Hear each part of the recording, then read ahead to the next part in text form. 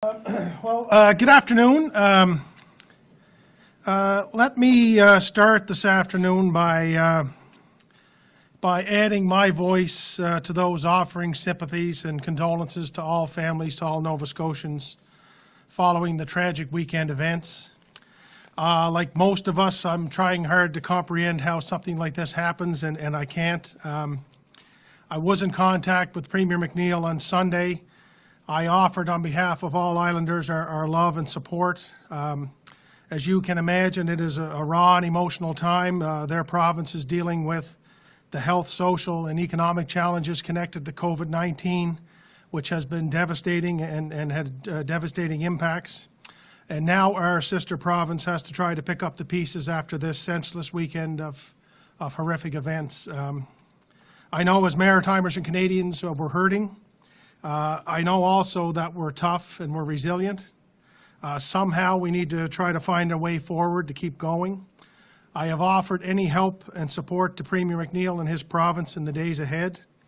He is appreciative of the gesture and tells me that for now the best thing we can do is to be strong, to hold our loved ones close, and to be grateful for all we have. So I wear this Nova Scotia tartan tie today as a sign of our sorrow and respect.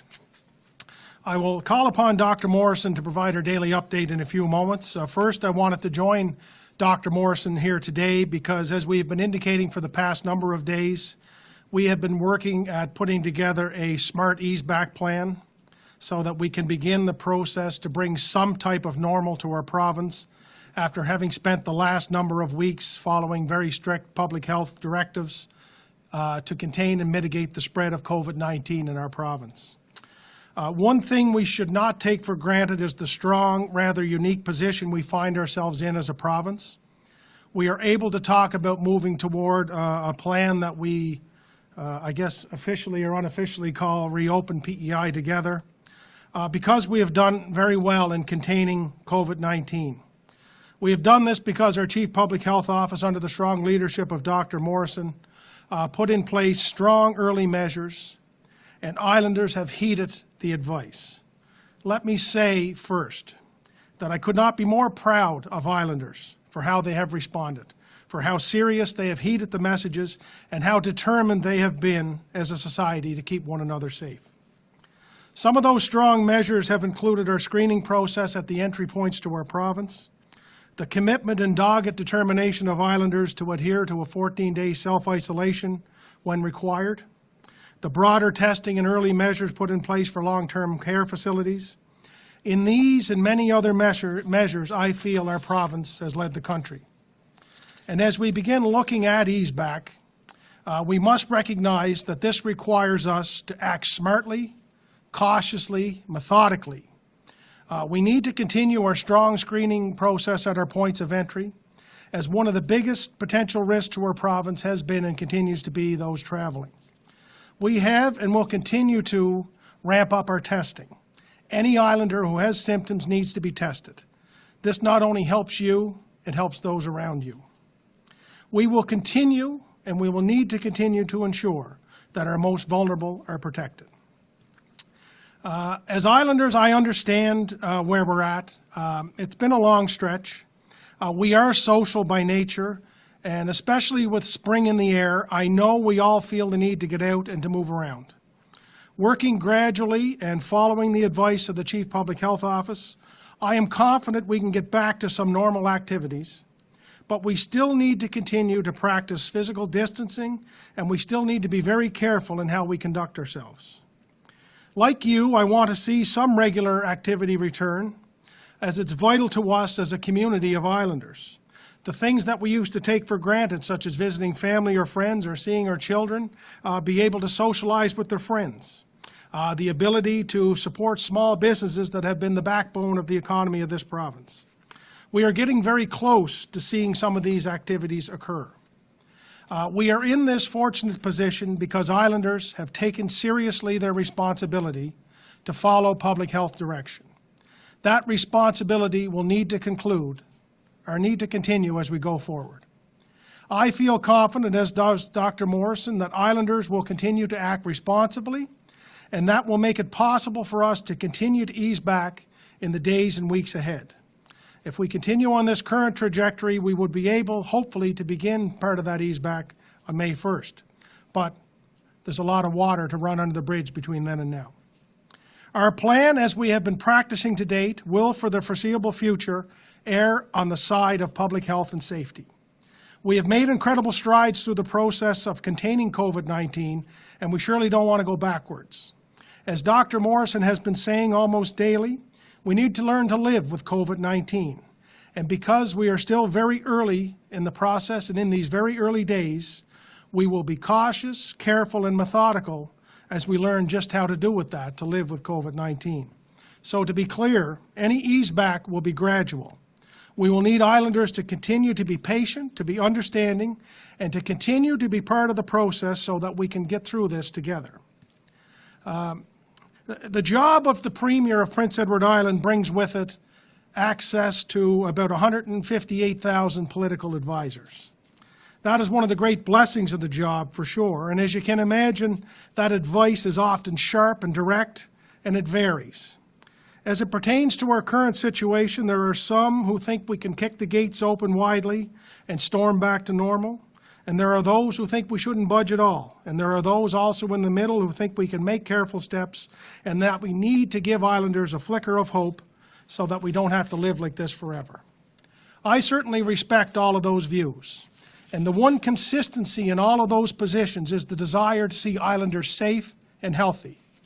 I know in my job as Premier that I can't make everyone happy, but I have to do everything I can to make people safe. Part of that is recognizing, as we have, that altering our lives so quickly, so dramatically to protect our population from this virus also brings with it unintended consequences and challenges that impact the health and well-being of Islanders. We need to safely, cautiously begin the process of our ease back, and we will. And I just would say that from day one, we have been following good advice, and that will continue. From day one, we've been trying to walk that very fine line of implementing measures to keep Islanders safe while doing everything we can to maintain some type of limited economic activity. That too will continue. And from day one, we have taken steps in the best interest of Islanders, and we have relied on the nature of Islanders to be responsible, and that must continue. We have come a long way in this short time, but we aren't done. We're not through this. We are in a better position than most, and now we are able to talk about some things that others can only visualize down the road. But that can change quickly if, as Islanders, we stop buying in or if we stop being vigilant. So with that, I'll turn it over to Dr. Morrison to get her daily update and also to thank her again for all the work she's done.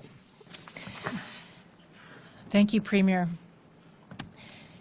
The last few weeks have been so hard for so many, and they've been stressful. We've adjusted how we live, how we work, how we interact. And then, of course, with what has happened in Nova Scotia on the weekend, it is a very hard time. So today, I want to pick up on one of the words you said, and I want to focus on hope. Hope that P.E.I. can get through this and continue to get through this pandemic safely. Hope that we can ease up carefully on public health measures and that everyone is healthy. Hope that we can continue to look after each other and our communities. And hope that we can learn in a new way to live, play, and work on Prince Edward Island. There are no new cases of COVID-19 to announce on P.E.I. today. As I mentioned yesterday, and the Premier mentioned it as well, it's important that testing continues, and if you have symptoms of COVID-19 and really a range of symptoms, even mild symptoms, please call 811 or your family doctor or nurse practitioner to be tested. It is a key piece when it comes to preventing COVID-19 spread here on P.E.I. And making sure we understand what is happening on P.E.I. We will continue to have discussions about increasing our criteria for testing, already testing people with or without travel history, and admissions to long-term care facility, healthcare workers with symptoms, and contacts of cases, even if they don't have symptoms, up to 48 hours beforehand. I want to mention that we have been continuing to follow up on complaints that have come into our office or police. There have been 80 official warnings given out and 9 charges laid. Our Operation Isolation, in terms of following up people who are arriving in P.E.I. and who need to self-isolate, our calls at times over 1,300 a day being made to people. We talk about the border screening and how important it is. And I believe last week there were over 1,800 people screened through our borders. I know there have been a lot of comments about lobster fishing, and so I do want to mention that today. And I understand the lobster fishers were providing input into the federal decision regarding a possible delay for this year's season. And this is and will be a stressful time for fishers. I do have family who lobster fish, and I appreciate that these are not just rough waters, these are tough decisions too. Our office has been and will continue to work on providing support and advice for this industry, both on vessel and in processing. The Premier has spoken about the easing up of measures, and we've spoken about it here the last couple of days as well. And everybody is anxious to go into the next phase. And this reopen P.E.I. together, or reopening P.E.I. together in early May is certainly part of the process and the planning that we're looking at. We'll continue to do so based on public health risk. It's going to involve a process with consultation and a risk assessment with industry, government, departments, businesses, and communities. It will be a dynamic process requiring reassessment and readjustment frequently. We've referenced them, and I'll mention a couple again. For us to move forward in early May in easing up public health measures, we will need certain things to continue, and certainly control of our cases being a key one, testing being another one, control and monitoring the border screening to mitigate the risk of importation. We have to make sure that we don't see in the next couple of weeks widespread community transmission. We do not want to see any outbreaks at long-term care facilities. We want to make sure that before there's any ease up, that there is PPE or personal protective equipment available at long-term care facilities, both public and private. And if we are able to meet these type of criteria, certain outdoor activities and elective procedures in our health system will be 2 areas where we will start.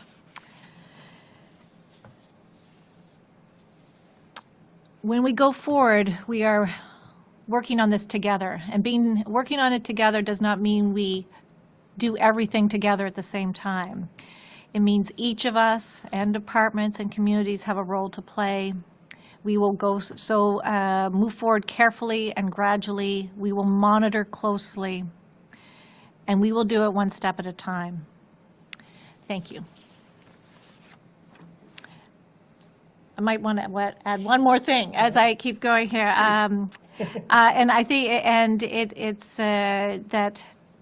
And it's almost going back to the beginning, that these 6 weeks, last 6 weeks haven't been easy, and we will need to continue to be thoughtful, deliberate, and patient. And so I ask each of the Islanders, who I'm also so proud of and have made a difference in our province, in what our pandemic has looked like. And I ask all of us to be patient, to be kind and look out for one another, and continue to connect in new ways and show that we care. Thank you. OK, je vais dire juste quelques mots en français. Vraiment, bon après-midi. On n'a pas de nouveaux cas de COVID-19 ici à l'île du Prince-Édouard aujourd'hui. Mais je mentionne encore, c'est très important d'être testé si vous avez des symptômes de COVID-19. C'est important pour qu'on sache les cas ici, ou pour identifier les cas, pour faire les contacts. Je mentionne aussi qu'on parle de relâchement des mesures ici à l'île du Prince-Édouard. Mais pour faire ça, le premier bout de mai, on doit faire attention qu'on n'a pas beaucoup de cas avec des transmissions communautaires. Il faut avoir on veut pas avoir des outbreaks dans la communauté. Et puis, on doit continuer la vigilance vraiment aux entrées à l'île, au pont et à l'aéroport. Mais si on fait ça et on fait ça ensemble, la possibilité d'avoir un plan avec pour regarder le risque serait important pour commencer. Merci à tous, merci à nouveau à tout le monde de continuer à suivre les directives. Et je sais que c'est pas facile et c'est depuis 6 semaines vraiment que chacun de vous fait une grande différence pour aplatir la courbe. Et ces actions aident à minimiser la transmission de ce virus à l'île du Prince-Édouard. Et prenons soin les uns les autres. Continuons de trouver des façons de rester connectés. Et ça fait partie de que nous sommes comme insulaires, d'être bons les uns envers les autres. Merci. Merci. Thank you, Heather. We will now take some questions from our friends in the media. Nicole Williams, CBC. Yes, hi to you both. And actually, my first question is for the two of you. If you could both answer, please. This is the first time we're hearing a specific date, May 1st, on ease back. I'm wondering what specifically are the plans for May 1st? What does that day look like? Do you want to go first, Heather? Sure. Sure. Hi, Nicole. So, I mean, between now and May 1st, I think I outlined some of the things that that we'd want to see in place before that. But also, we are in the process of developing a real process and procedure around how we look and do risk assessments and work with industries and organizations and community for some of these easebacks. I mentioned, for instance, when we look at the evidence and what we know across the country and across the world, looking at elective procedures in our hospital-based system, very important for the health of our population. So over the next week, making sure we have consultation and input from, of course, our health system, which we have, that has already started. So what can that look like going forward? For instance, outdoor activities, making sure that we work with certain organizations and communities. And I'll mention this one because it has been brought up so many times. Of course, angling, and now that is something that will involve different departments and federal and provincial, but it is something that we would go through a process, and it'll be a table with public health doing that major assessment. And so we will not be able to get through everyone at once. We will not be able to tackle everything. But once we do, it'll be important to put some of these, ease back on some of these measures. And then there has to be a period of time where we're very careful and monitor what happens, and understanding that we want to keep our vulnerable communities safe. We want to keep all islanders safe. And so we have to do this very cautiously, carefully, and leaving time in between so that we can assess it before we move on to further measures. So this is going to be rough. It is going to be bumpy, and there's no perfect way to do this. And I will be asking not only for your patience in the last few weeks, but we'll continue to do so. If we don't do this well, then the possibility of having increased measures lifted by the summer will not happen, and then we will be in a very difficult situation. So anyway, I'll start there. Maybe Premier. I don't have much more to add to that, other than it is important for everyone to remember that this remains a health-led initiative, and what we're trying to find are, for lack of a better word, some of the low-hanging fruit that we can do now while still being able to practice the physical distancing and be very respectful of the public health directives that have been put in place and that remain in place. I think Heather brings up one really important point that we have to not lose focus of, and that is the process going forward, and knock on wood, if we're able to begin that on May 1st, that's providing we can stay on this current trajectory. That it won't be perfect, of course, but and it will be bumpy, and that's a good word she used. But I mean, if you look at what's going on in other provinces and the bumpy and difficult decisions they're having are around the life and death of citizens and the protection of their citizens. And so if we have to have a situation where somebody is a little bit upset because they can't do cycling to the extent that they want, then we will have to endure that. But that's a really good position for us to be in, and quite frankly, I can take that as opposed to what the the opposite would be. So.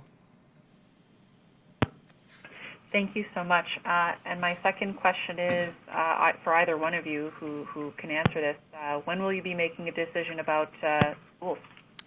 Was it schools? Is that? Yeah. We wouldn't be in a position right now for school. A school is a challenging one from a number of perspectives. I mean, obviously, having child care is connected very closely to that as well. Large gatherings, which would be one of the last things, I think, Dr. Morrison, that we would consider even lifting, and we're not anywhere through that. But we are trying to find a way to how we could potentially look at that going forward. But that would be, Heather, in the second, third phase of this going forward. Yeah. Yes, I think, Nicole, that's the schools and daycares are definitely a challenge, and we'll be continuing to have discussions with people across the country who are also facing that question, and we'll be in consultation, of course, with the departments here in terms of early childhood and education in the days in the next couple of weeks. So really an important one, and one that as a mom of 4 children, I also have some personal interest in it as well. Thank you so much. Louise Martin, CBC. Hi there. I'm sorry, my phone's a bit crackly, so I hope you can hear me here.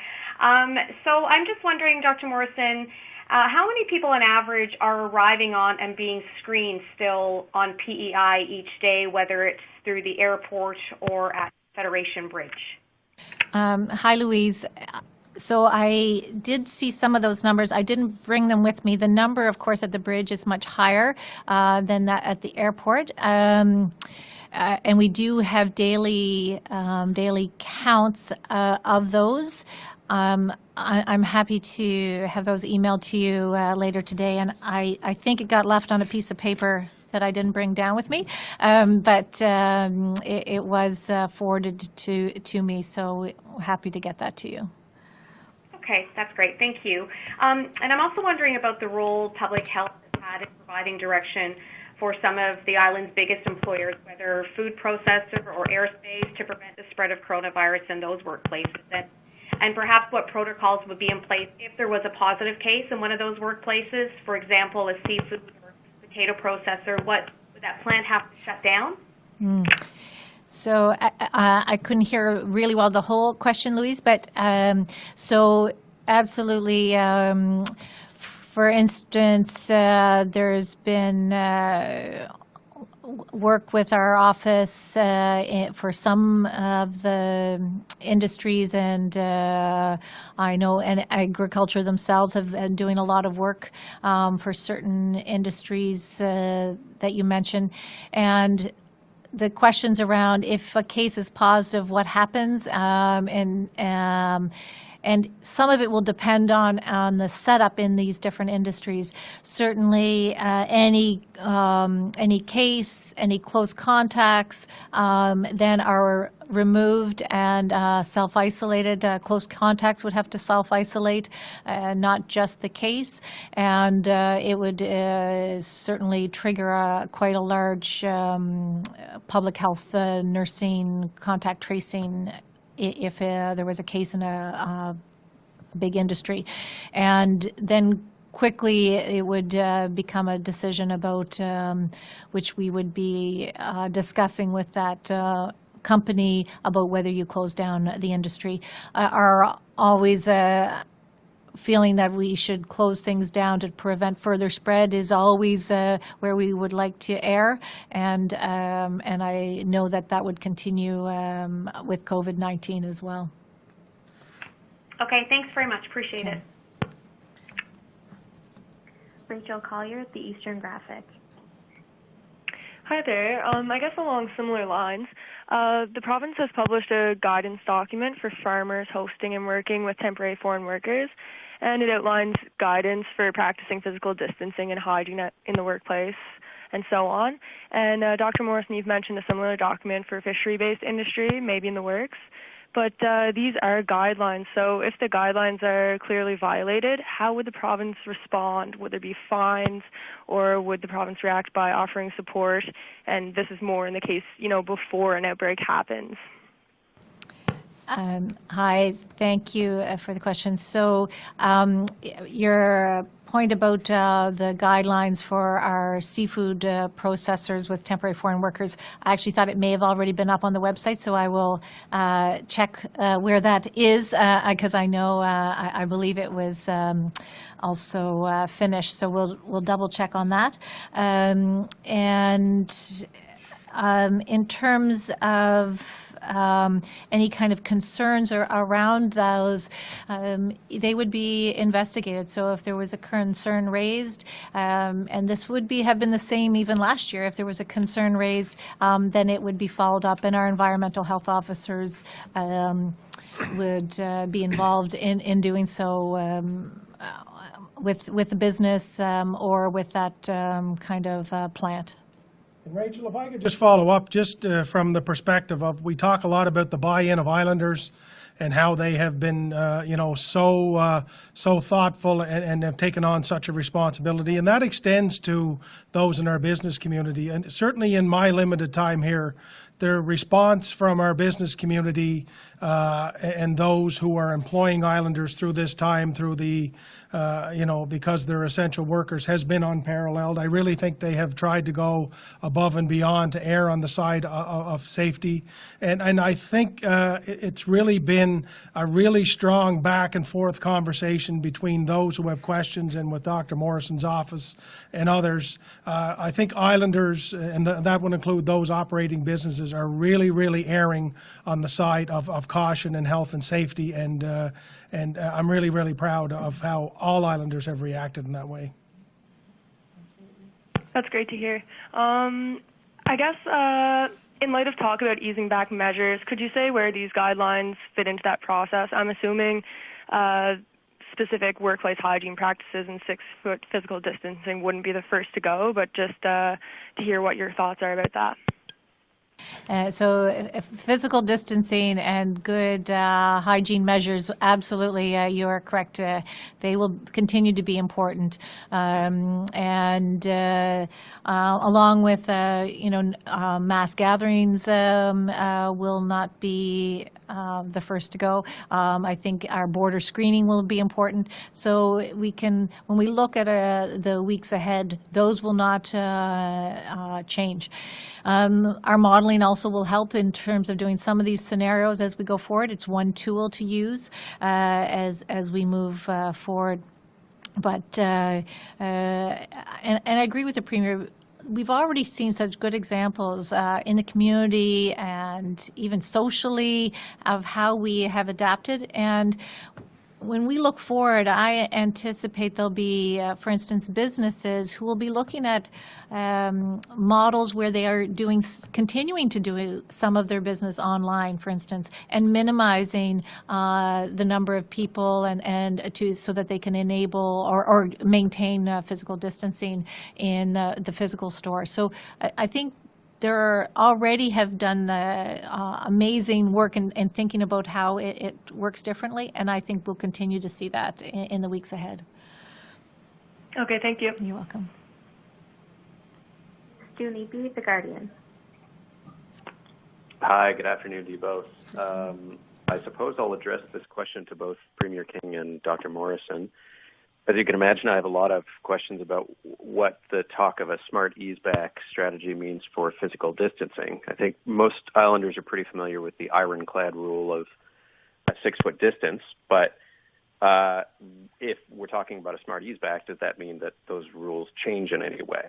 For example, are small gatherings something that are being considered, or even the reopening of small retail outlets like barbers or physiotherapists or those kinds of services? So, hi, Stu. Maybe I'll start, and then the Premier can add. And so, absolutely, this is going to be a process, and there'll be many things and many questions to look at over the weeks ahead. But the businesses will not be, I talked about in what we would call the first phase. It would be about the focus on outdoor activities as well as elective procedures in health. And then really the next phase being some of those small businesses in terms and what ones can maintain physical distancing. So in terms of, for instance, and I think that's why each sort of industry, each organization will have some unique circumstances, unique challenges, and that's why we'll be working with them so that we can look at them and do some risk assessment on some particular questions, as you mentioned, around physical distancing and how important that will be, and then what advice we may do to try to minimize some of that risk. And for instance, we've been having lots of questions, and it was raised yesterday about what role, if any, cloth masks would have. And so those will be certainly become more clear in the days ahead. But we think it's important to start the discussion now, because if we are aiming for early May, then we need to start reaching out to our organizations and communities and our health system to make sure that this is in place before that time.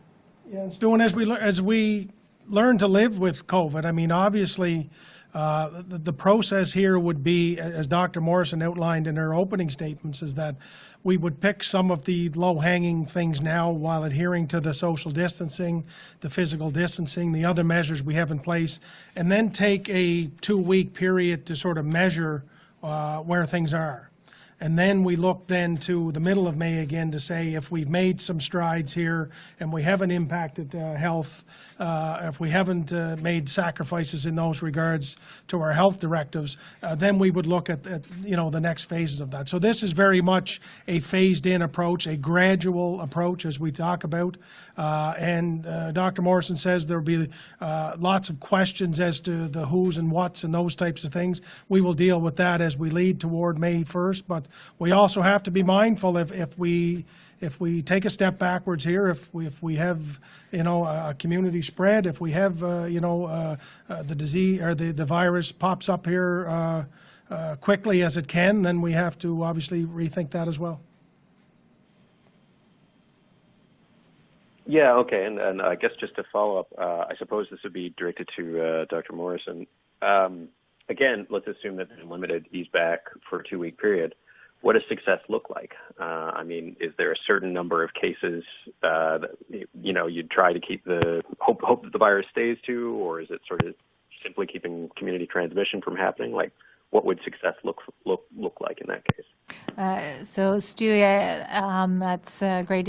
And what you're really talking about, how important that monitoring piece is with ongoing surveillance and monitoring. So it is. Success would be that we continue to have that transmission controlled, and that our health system capacity and our public health system capacity in terms of detection, testing, isolation, and quarantine would remain still have the capacity and still have that ability to control.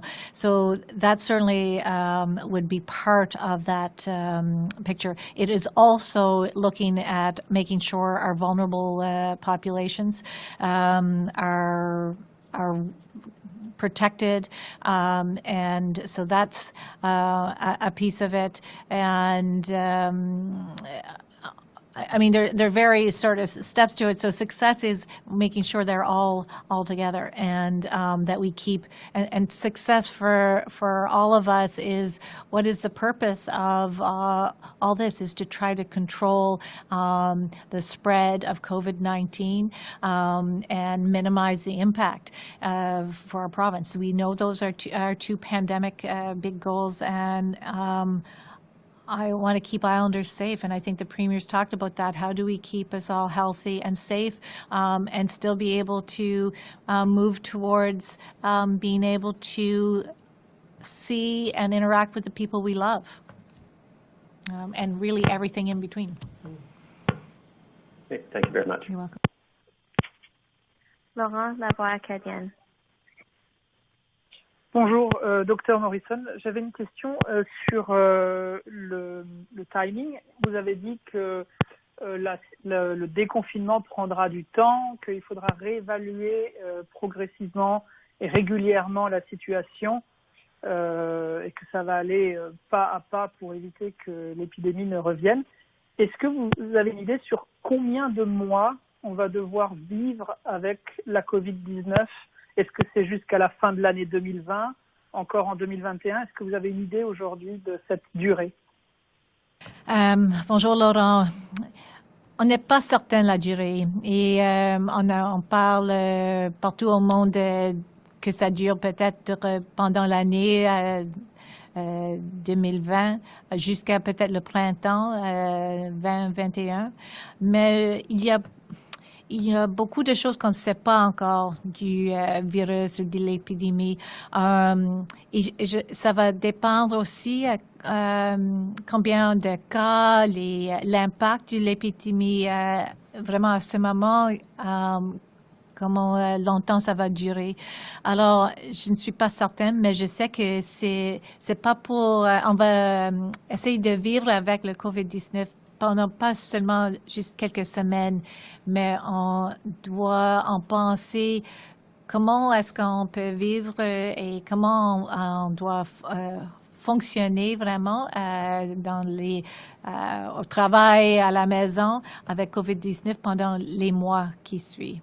Alors, j'ai pas une date définitive, mais j'espère que c'est pas tellement loin, parce que on aimerait tout que ça un jour finisse.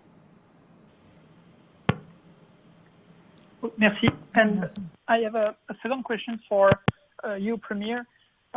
You said that the ease back will start on May 1st, and I guess it's 1 month earlier than what was planned initially in the economic update. So I'm wondering, is it a good news that it's 1 month earlier, and do you plan to update this economic update according to this new date? Talking about the economic update, or Sorry, I didn't. Yeah, I'm wondering if there will be an update of the economic status of the island, because the ease back will be 1 month earlier than what was planned initially. Sure, yeah. I think I think Minister Compton is planning sometime this week to come here and to provide an update as to where we're at in terms of finances, what money we have spent out the door, and an outlook on what money is coming in, because even though there is limited economic activity, there is still some tax dollars that are coming in, so she will give an update on that. Like our response from a health perspective, our response from an economic perspective has to be adapted daily. We don't know what the long term of this looks like. We know there will be impacts. If we have any type of tourism season this year, it will be pretty local and a lot smaller than we've been used to. So we have to sort of adjust projections accordingly without knowing to what extent. So it is a challenging time, but certainly I think it is good news that we're looking at doing this in May. But I think we also have to be very cautious and realistic that some of the measures we would be looking at in early May wouldn't have, I would say it would be fair to say, Dr. Morrison, wouldn't have a direct incredible impact on our finances at this point. It would be more the gradual outdoor activities, etc. So. Francois, Radio-Canada. Good afternoon to you both, Premier and Dr. Morrison. I'll ask my question in English, and I'll ask both of you to answer. And Dr. Morrison, if you could answer in French, that would be greatly appreciated. My question has to do with the communication plan that will be put forward in the next few weeks. If we're looking at easing back some measures, what kind of communication challenges do you envision in the coming weeks leading up to May 1st and after May 1st? As of to what's open, what's not, what we can do, what we can't do. How are you going to be able to communicate this effectively to islanders? Well, it's a great question, Francois. It is something that we need to be continually working on. I think that, we will need to be clear and concise as we have been in our communication to date. I think that we also will need islanders to be understanding and patient, and this isn't about so much in the beginning, when will such and such store open, as much as it is about, can we get some of our kids out on some bikes and enjoying nature and getting out to that extent. So, look, we do understand that islanders are eager. Dr. Morrison and I would be counted in those, in those numbers. We would like to see life return to normal as quickly as possible, but we also have to understand the responsibility that we have and that all islanders have here. This will take time. This is not perfect by any means. What we do today will be a little bit tweaked in the days ahead. That's just the reality of living and charting a course through a pandemic that there's no map for. So will we veer off and make a wrong turn? Perhaps. We're going to try not to. But we will be as clear and concise as we have been. We will try to be open and honest and articulate in that plan. But it will be a plan that will be rooted in the health and safety of islanders first. Bonjour. Je vais peut-être emprunter les mots de mon collègue Dr. Strang à Nouvelle-Écosse. Il a dit il n'y a pas un livre que vous pouvez prendre qui parle de la pandémie de COVID-19 parce qu'on n'a jamais eu avant. Alors on apprend, on essaie de communiquer et de faire nos mieux avec les insulaires ici de l'île du Prince-Édouard. Alors, votre question à propos de la communication, ça va être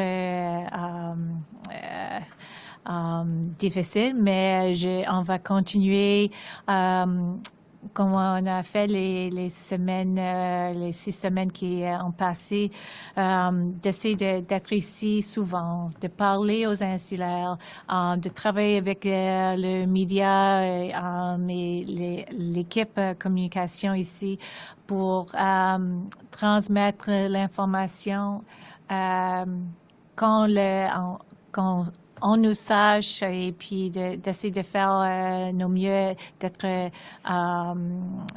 honnête et clair chaque jour. Et je pense qu'on a les insulaires qui ont tellement bien écouté et puis on a changé leur façon de vivre.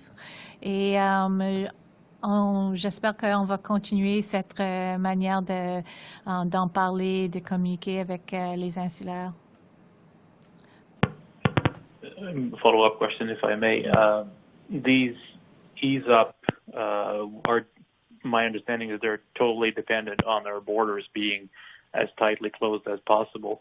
How long do you envision that the current controls that are at the bridge, at the airport, and eventually at the ferry will remain in place? That is a great question, Laurent. And your last question, which I didn't translate into my response in English, but it almost goes on from there. I mean, the communication challenges that we will have in the weeks ahead, but we rely on making sure we're open and communicating as soon as possible with islanders. And in terms of the border, that will continue to be another area of communication. But we'll be looking at that. Right now, at this point in time, our risk of importation of cases remains high based on our epidemiology of the pandemic for Prince Edward Island. And so at this point in time, we will continue to reassess, readjust, relook at that date in terms of our border measures. It will also depend very much on what is happening in the rest of the country. What is happening in New Brunswick? What's happening in Nova Scotia? What is happening to other in other places in the country where people are coming from? So we will be not just looking at what's happening here, but it will be also looking at what is happening elsewhere as we move forward in the weeks ahead. And Francois, just to follow up on Dr. Morrison's point, I mean, if the part of the job here is trying to forecast out into at least the near future what it could look like. If there's a flicker of hope here, I think it's our sister province in New Brunswick is in a similar situation that we are in terms of their case management and what they've done to date. They have a lot of very similar measures in place with their points of entry, etc. I've talked with Premier Higgs from New Brunswick in the last few days just about certainly not in the initial phases, but later on into the summer, what some type of interprovincial travel could or should look like in concert with our chief public health offices in New Brunswick and P.E.I. So you have to be looking out toward that. I mean, it's premature to say that the bridge will open to free traffic on such and such a date. We're not in a position to do that. We have to err on the side of health and safety here. But I think that, at least for today, April 21st gives me a flicker of hope that, there is some positive news on the horizon, but I would equate it to like walking to a small town in Saskatchewan. You see it out there and you keep walking, but you don't seem to be getting any closer, but eventually we will get there. So I feel it's a similar type of feeling here right now. But, hope is a big word. Dr. Morrison led with that. Hope is a big word here. And I hope today this gives Islanders that flicker of hope that there is some good things on the horizon, but there's a lot of hard work that remains too. Thank you. Thank you. So thank you. I think that brings an end to the media conference. Thank you very much to our friends in the media for being here and to keeping Islanders informed. So thank you very much.